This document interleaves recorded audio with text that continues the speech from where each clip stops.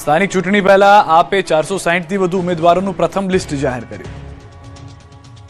સ્થાનિક સ્વરાજની ચૂંટણીને લઈને આપે 460 થી વધુ ઉમેદવારોનું પ્રથમ લિસ્ટ જાહેર કર્યું છે. રાજ્યની 15 મહાનગરપાલિકા, 84 નગરપાલિકા, 11 નગરપાલિકાઓની 13 બેઠક, 34 જિલ્લા પંચાયત અને 260 તાલુકા પંચાયતની ચૂંટણીને લઈને આપે યાદી જાહેર કરી. તાલુકા, જિલ્લા, નગરપાલિકા અને મહાનગરપાલિકામાં ઉમેદવારી માટે ટિકિટ આપી. આ અંગે આપ નેતા ઈસુદાન ગઢવીએ કહ્યું કે સામાન્ય કાર્યકર્તાને તક આપવામાં આવી છે. 460 થી વધુ એવા ઉમેદવારોને ટિકિટ આપવામાં આવી છે જે સામાજિક રીતે સક્રિય છે અને ખરેખર સામાન્ય લોકો છે. સુરતના ખજોદ ડમ્પિંગ સાઇટ પર 52 દિવસમાં ફરી આગ લાગતા ધુમાડાના ગોટે ગોટા દેખાયા. જાણે વાદળો નીચે આવી ગયા હોય તેવા દ્રશ્યો સુરતની ભયંકર આગના છે. દક્ષિણ ગુજરાતના સૌથી મોટા ગણાતા ખજોદ ડમ્પિંગ સાઇટ પર ફરી એકવાર ભીષણ આગ ફાટી નીકળી.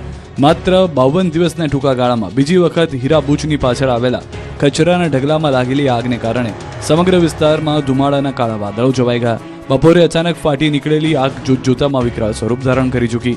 આગ એટલી ભીષણ છે કે તેના ધુમાડાના ગોટા ગોટા કિલોમીટર દૂર સુધી જોવા મળ્યા છે. ખજોદની આસપાસના વિસ્તારમાં જેવા કે વેસુ, વીઆઈપી રોડ અને અલથાણમાં રહેતા લોકોને રોડ પરથી જ ધુમાડાના ગોટે ગોટા દેખાયા.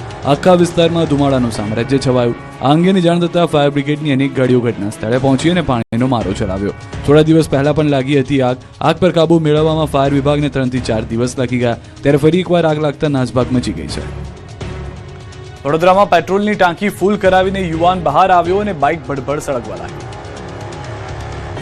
પેટ્રોલ પંપ પર બાઇકમાં પેટ્રોલ ભરાવવા માટે યુવાન કલાકો સુધી લાઇનમાં ઉભો રહ્યો. કલાકો બાદ વારો આવ્યા બાદ બાઇકની ટાંકીની પેટ્રોલથી ફૂલ કરાવી અને જેવો પેટ્રોલ પંપની બહાર નીકળ્યો તો બાઇક ભડભડ સળગવા લાગ્યું.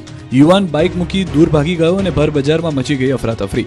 ધ બર્નિંગ બાઇકના દ્રશ્યો વડોદરાના આજવા રોડ પર સરદાર એસ્ટેટ વિસ્તારના છે, જ્યાં પેટ્રોલ પંપ બહાર બાઇકમાં અચાનક આગ લાગી ગઈ. ચાલક પેટ્રોલ પુરાવીને પંપની બહાર નીકળ્યો ત્યાં જ બાઇકમાં આગ લાગી. આગની તીવ્રતા એટલી વધારે હતી કે આખી મોટરસાયકલ બળીને ખાક થઈ ગઈ. બનાવની જાણ થતાં જ પાણીગેટ ફાયર બ્રિગેડના જવાનો તરત જ સ્થળ પર પહોંચ્યા અને પાણીનો મારો ચલાવીને આગ પર કાબુ મેળવી લીધો.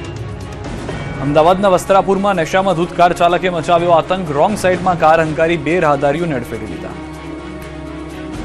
અમદાવાદના પોશ ગણાતા વસ્ત્રાપુર તળાવ વિસ્તારમાં વહેલી સવારે ડ્રિંક એન્ડ ડ્રાઈવની ભયાનક ઘટના બની. વસ્ત્રાપુર શહીદ ચોક નજીક 22 વર્ષીય નશામાં ધૂત કાર ચાલકે રોંગ સાઈડમાં પૂર ઝડપે કાર હંકારી અન્ય વાહનો અને રાહદારીઓને અડફેટી લેતા અફરાતફરી મચી ગઈ. આરોપી ગજેન્દ્ર ઉર્ફે ગજ્જુ પાટીદારે નશામાં ચૂર બનીને રોડ પોતાના બાપુજીના નામે હોય તે રીતે કાર હંકારીને રીતસરનો આતંક મચાવ્યો. રોંગ સાઈડમાં મોત બનીને આવેલા નબીરાએ સામેથી આવતા વાહનને ટક્કર મારી. કારને ટક્કર માર્યા બાદ પણ ચાલકે કાર ઊભી રાખી ન હતી અને રસ્તા પર ચાલતા જતા 2 રાહદારીઓને અડફેટી લીધા હતા. અકસ્માત સર્જી લગભગ 100 થી 200 મીટર ગાડી ખસરી હતી. અકસ્માત સર્જી કારમાં 3 લોકોમાંથી 2 લોકો ભાગી ગયા. પોલીસે ફરિયાદના આધારે 22 વર્ષીય ગજેન્દ્રની ધરપકડ કરી છે. કારમાંથી વિદેશી દારૂની બોટલ મળી આવી. વડોદરામાં